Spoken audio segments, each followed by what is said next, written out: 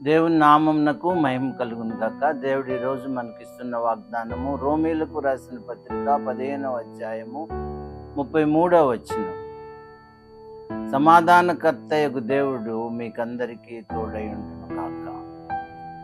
సమాధానకర్తయగు దేవుడు ప్రభువైన యేసు క్రీస్తు వారు సమాధానకర్త అని మనము యెషయా గ్రంథంలో చదువుతున్నాం.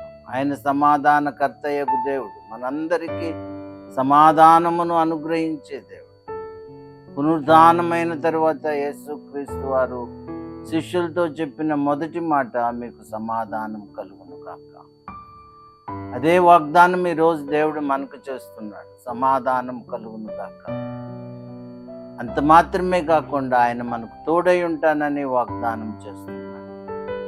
దేవుడు మనకు సమాధానమును ఆయన సన్నిధిని అనుగ్రహిస్తే నిశ్చయంగా మన జీవితము ఆశీర్వదించబడిన జీవితంగా ఉంటుంది.